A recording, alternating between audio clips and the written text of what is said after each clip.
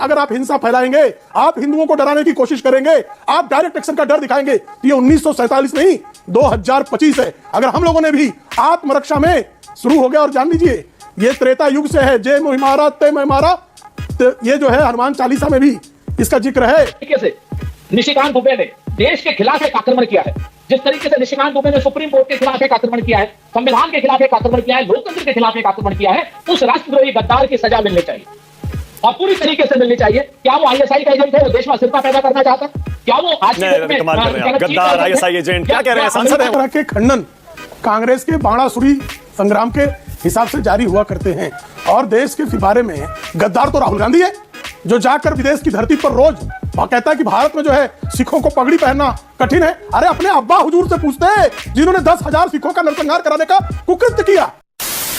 नमस्कार दोस्तों, चैनल पे आप सभी का स्वागत है। दोस्तों आज की डिबेट वीडियो होने वाली है बीजेपी प्रवक्ता प्रेम शुक्ला और कांग्रेस प्रवक्ता सुरेंद्र राजपूत के बीच में। दरअसल डिबेट चल रही है राहुल गांधी के बयान पर। दोस्तों राहुल गांधी जब भी विदेश जाते हैं तो कुछ ना कुछ ऐसी लुटिया डुबो के आते हैं कि उनके प्रवक्ताओं को जवाब देना भारी पड़ जाता है। इसी पर डिबेट के अंदर प्रेम शुक्ला ने सुरेंद्र राजपूत की अच्छे वाली सुताई कर डाली। दोस्तों डिबेट वीडियो बहुत इंटरेस्टिंग होने वाली है। आपसे रिक्वेस्ट है वीडियो को एक लाइक कर दें, चैनल पर नए हैं तो चैनल को सब्सक्राइब करके बेल आइकन ऑन कर दें। पहले देखते हैं डिबेट में क्या कुछ हुआ। चलो भाई जी, क्या मैं मेरी सभा ओवैसी जी जो जेपीसी के पहले कर रहे थे, जो जेपीसी के बाद कह रहे थे, वही ओवैसी जी का रटंत है। उसका जवाब तो जो है संसद में भारतीय जनता पार्टी के तमाम वक्ताओं ने बिंदुवार दिया है। अब ओवैसी साहब सर्वोच्च न्यायालय गए हैं ना, तो सर्वोच्च न्यायालय के विवेक पर श्रीमान असदुद्दीन ओवैसी को विश्वास है कि नहीं? अभी असदुद्दीन ओवैसी साहब जो हैं गए थे वक्फ विरोधी मोर्चे में।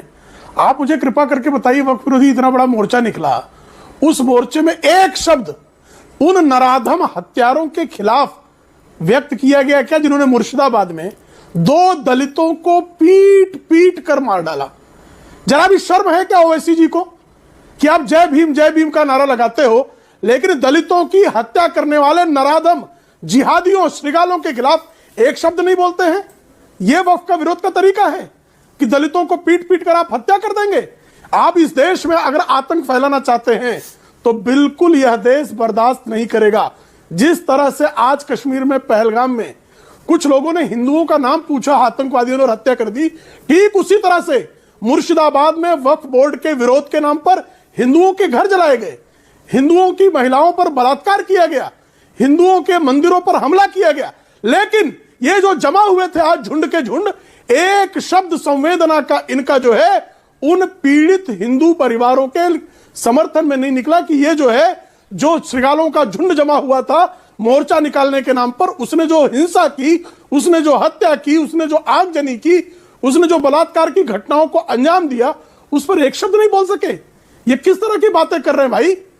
इनकी किन बातों का जवाब देने की आवश्यक? देखिए अब सर्वोच्च न्यायालय में जवाब गए हैं तो आपको जवाब मिलेगा, आपके दुष्प्रचार का जवाब मिलेगा, और ये देश देगा आपके दुष्प्रचार का जवाब। और अगर आप हिंसा फैलाएंगे, आप हिंदुओं को डराने की कोशिश करेंगे, आप डायरेक्ट एक्शन का डर दिखाएंगे, तो ये 1947 नहीं 2025 है। अगर हम लोगों ने भी आत्मरक्षा में शुरू हो गया, और जान लीजिए ये त्रेता युग से है, जय मोहि मारा तय मैं मारा, तो ये जो है हनुमान चालीसा में भी इसका जिक्र है कि जो हम हिंदुओं की हत्या को अंजाम देगा, ऐसे हत्यारों को निश्चित तौर पर संविधान के दायरे में सबक सिखाना सरकार का भी दायित्व है और नागरिकों का भी दायित्व है।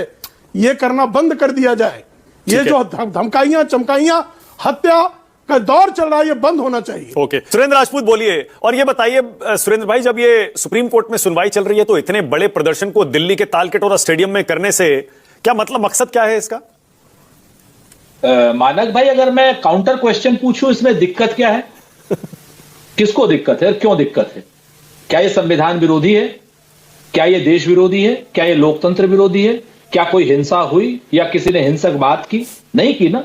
अपनी बात की अभिव्यक्ति की आजादी की स्वतंत्रता वो है और वो लोग कर रहे हैं। अब लेकिन यहां पर प्रश्न दूसरे बैठते हैं कि उनके सामने कौन लोग खड़े? उनके सामने जो लोग खड़े हैं वो आज क्या नाम टीवी पर बैठ करके भी और बाहर भी, इनके सांसद भी, इनके प्रवक्ता भी, प्रेम भाई भले इंसान है, लेकिन आप देखिए इनकी धमकी भरी भाषा। क्या देश में कानून नहीं रह गया है कि जो मैं मारा तही में मारा? ये त्रेता युग नहीं है, पर क्या नाम प्रेम भाई, ये कलयुग है। और यहाँ पर 2025 से देश में संविधान का शासन, और देश में संविधान की धाराओं में हत्या के प्रत्युत्तर में हत्या पर भी, दोनों पर भी बराबर का वो लगेगा। बहुत स्पष्ट जान लीजिए, आप ना किसी को मार सकते, ना कोई आपको मार सकता। अगर एक अपराध करता है तो वो उसकी भी सजा अदालत देगी, पुलिस पकड़ के ले जाएगी, और दूसरा अगर उसके प्रत्युत्तर में मारेगा तो उसकी भी सजा अदालत देगी और उसको भी कदम पुलिस पकड़ के ले जाएगी। ये एक अजीब किस्म का इन्होंने ने वितंडावाद फैला दिया कि हम लोग त्रेता युग में रह रहे हैं, हम लोग सतयुग में रह रहे हैं, हम लोग कहीं नहीं रह रहे, हम लोग 2025 में रह रहे हैं और देश में संविधान के शासन में रह रहे हैं। और मैं बड़ी जिम्मेवारी से कहता हूं कि जिस तरीके से निशिकांत दुबे ने देश के खिलाफ एक आक्रमण किया है, जिस तरीके से निशिकांत दुबे ने सुप्रीम कोर्ट के खिलाफ एक आक्रमण किया है, संविधान के खिलाफ एक आक्रमण किया है, लोकतंत्र के खिलाफ एक आक्रमण किया है, उस राष्ट्रद्रोही गद्दार की सजा मिलनी चाहिए और पूरी तरीके से मिलनी चाहिए। क्या वो आईएसआई का एजेंट है? वो देश में अस्थिरता पैदा करना चाहता? क्या वो आज कमाल कर रहे हैं आप, गद्दार, आईएसआई एजेंट, क्या कह रहे हैं? सांसद हैं वो, सुरेंद्र भाई सांसद हैं वो, चुने हुए सांसद हैं। एक मिनट, चुने हुए सांसद क्या नाम आईएसआई के एजेंट नहीं हो सकते हैं? कि क्या वो अगर कह रहे हैं कि सुप्रीम कोर्ट नहीं गलत कर रहे हैं, नहीं ना बिल्कुल नहीं प्लीज सुरेंद्र भाई, नहीं संयम रखिए प्लीज। मैंने कल इस पर डिबेट किया था और मैंने बाकायदा पूछा। सुन लीजिए, मुझे पता है, क्योंकि ये दशानन के 10 सर की तरीके से होता है भारतीय जनता पार्टी का उवाद। एक सर कुछ कहता है, प्रेम भाई प्रेम की भाषा बोलेंगे, निशिकांत दुश्मनी की भाषा बोलेंगे, क्या नाम जेपी नड्डा जी बिल्कुल संत वाली भाषा बोलेंगे, नरेंद्र मोदी जी सबका साथ सबका विकास दुबई में जाकर के बोलेंगे, सऊदी अरब में जाकर के मस्जिद में बैठ करके राग अलापेंगे, दोहरा मुसलमानों के साथ में रहेंगे। लेकिन दशानन के 10 सर तो होते हैं, लेकिन पैर सिर्फ 2 होते हैं मानक भाई। इसके 10 सरों की तरफ मत देखिए, 10 वाचों की तरफ मत देखिए, 10 बयानों की तरफ मत देखिए। प्रेम शुक्ला जी अगर ये कहेंगे कि मैं उन्हें रावण कह रहा हूं तो मैं बिल्कुल रावण नहीं कह रहा हूं, मैं 10 सरों की बात कर रहा हूं। इनके पैरों की तरफ देखिए। आप उनको सुनिए ना, आप निशिकांत दुबे को सुन तो लीजिए। आप उनको गद्दार, आईएसआई एजेंट सब कुछ तो कह चुके, रावण भी कह दिया अब आपने। आप कह रावण नहीं कह रहा हूं मैं दशानन के 10 सर की तरह है, मैं ये कह रहा हूं, मैं बिल्कुल रावण नहीं कह रहा। और मैं आपको बता देता हूं कि जिस तरीके से ये लोग धमकी भरी भाषा का उपयोग कर रहे हैं, ये देश के लोकतंत्र को मारना चाहते हैं, संविधान को मारना चाहते हैं। अगर इनके पास कहीं 400 सांसद आ जाते, आपसे बताओ मानक भाई, तो आज ये देश का संविधान पलट चुके। प्रेम शुक्ला को मुझे मौका देना पड़ेगा जवाब देने का। प्रेम भाई बोलिए, आपकी बारी है, उसके बाद आगे जा रहा हूं, बोलिए। देखिए, कांग्रेस तो बाणासुर की तरह हरकत करती है, 10 सिर 1000 बाहें, और आए दिन दिग्विजय सिंह एक बयान देते हैं, पार्टी कहती है हमारा कोई लेन देन नहीं है। पार्टी की तरफ से जब कपिल सिब्बल रहते थे साहब, उनका बयान अलग है, मणिशंकर अय्यर उनका बयान से अलग है, सैम पित्रोदा उनके बयान से हमारा कोई लेन देन नहीं। आए दिन इस तरह के खंडन कांग्रेस के बाणासुरी संग्राम के हिसाब से जारी हुआ करते हैं। और देश के फिबारे में गद्दार तो राहुल गांधी है, जो जाकर विदेश की धरती पर रोज कहता है कि भारत में जो है सिखों को पगड़ी पहनना कठिन है। अरे अपने अब्बा हुजूर से पूछते हैं, जिन्होंने 10,000 सिखों का नरसंहार कराने का कुकृत्य किया। अगर सिखों को पगड़ी पहनने में कभी पीड़ा हुई है तो कांग्रेस के कुशासन में हुई है। क्या मैं गलत कह रहा हूं?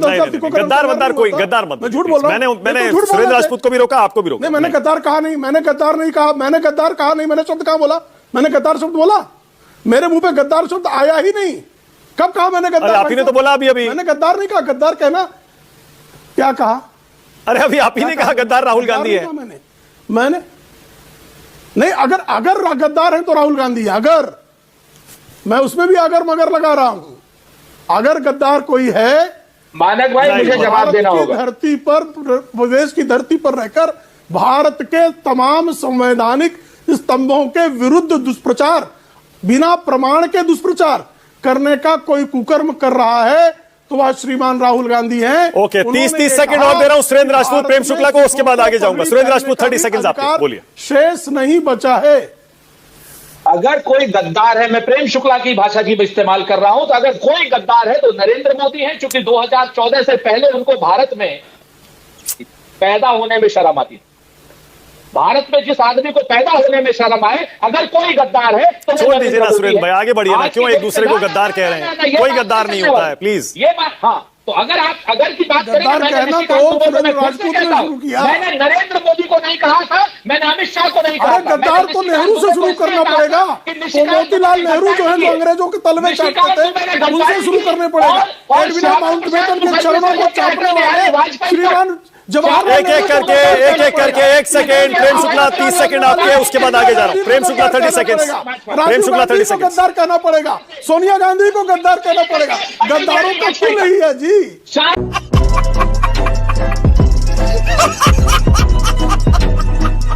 दोस्तों उम्मीद है अगर आपने डिबेट वीडियो पूरी देखी है तो वीडियो आपको अच्छी तो जरूर लगी होगी। वीडियो अच्छी लगे तो यार वीडियो को एक लाइक कर दें, चैनल पे नए आए तो चैनल को सब्सक्राइब बेल आइकन ऑन कर दें। फिर मिलते हैं एक और वीडियो के साथ, तब तक के लिए जय हिंद, वंदे मातरम, भारत माता की जय।